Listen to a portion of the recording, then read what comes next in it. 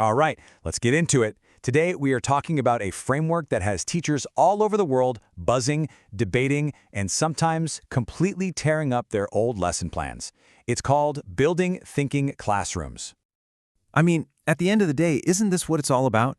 We all want our students to be genuine thinkers, not just, robots who can follow a recipe. But here's the thing. When researcher Peter Liljedahl spent literally 15 years observing math classes, he found that real thinking was, it was surprisingly rare. Instead, he saw a whole lot of these 4 behaviors: slacking, stalling, faking, and mimicking. Sound familiar? And that observation led him to ask a really powerful question. It's not about making thinking an option for students. It's about how we create an environment where thinking is the only option, where it's unavoidable.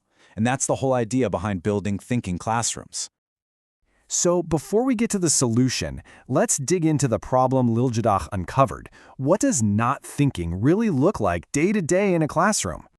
Well, the data he gathered was kind of startling.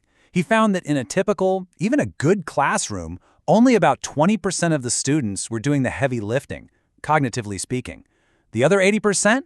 They're just kind of getting by. So what were that other 80% doing? For the most part, they were mimicking. You know the drill, right? It's that classic I do, we do, you do model. It looks like learning on the surface, but a lot of the time, kids are just copying the teacher's steps without any deep understanding of why they're doing it. And here's the big takeaway from all that research. Liljedahl realized this wasn't about lazy students or bad teachers. Not at all.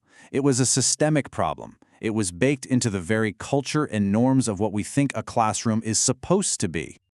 Okay, so if the system is the problem, how in the world do you start to fix it? Well, the framework kicks off with 3 core, foundational practices that are designed to totally disrupt those old non-thinking habits. These are the big 3. You start with a task that makes them think, you put them in random groups to think together, and you get them up on their feet working on a vertical surface. Let's break down what that actually means. First up, you flip the whole script. Instead of starting with a lecture, you kick things off with a juicy problem, a thinking task.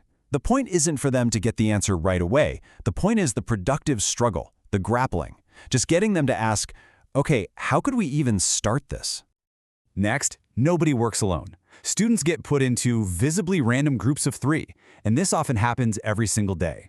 The research on this is fascinating. This one simple move breaks down social cliques and changes everything. After a few weeks, kids stop looking to the smart kid to do all the work and realize, hey, I've got to contribute here. And the third piece of the puzzle is where they work. They stand up at a shared vertical space, like a whiteboard. This might seem small, but it's a game changer. It's erasable, so kids are more willing to take risks. But maybe the biggest thing? It gets rid of anonymity. You can't just check out and hide at the back of the room when you're standing at a whiteboard with your group. And when you put these 3 things together, well, the results that proponents claim are pretty staggering. You can see it here. They report a shift from that dismal 20% of students thinking to upwards of 90%. That is a massive, massive change.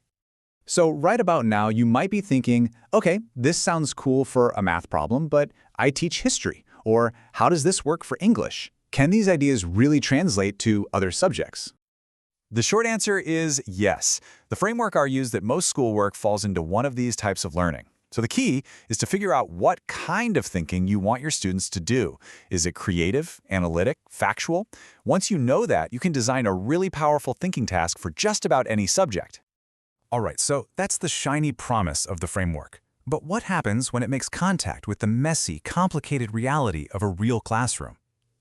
Let's take a look at the view from the trenches. What teachers are actually saying about it. So you've got this collision, right?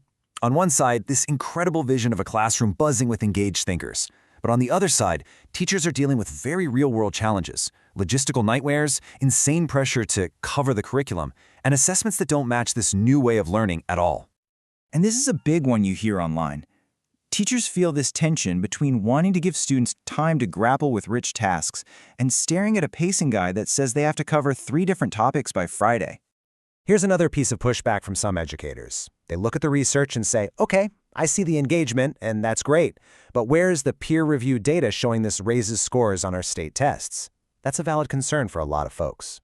And this might be the biggest hurdle of all. The full BTC framework has a totally different way of thinking about grading and assessment. But many school districts are just adopting the fun, active parts, like the whiteboards and group work, while still forcing teachers to give old-school multiple-choice tests. And that creates a huge disconnect. So you've got the promise, and you've got the pushback. Where does that leave us? What's the big takeaway here? I think this teacher on Reddit really hits the nail on the head. Maybe the healthiest way to look at this is not as a strict all-or-nothing mandate, but as a toolbox filled with powerful ideas. At the end of the day, it's not about achieving some kind of perfect BTC implementation. It's about chipping away at those old habits that encourage students to be passive. It's about finding any way you can, big or small, to get more of your students thinking more of the time.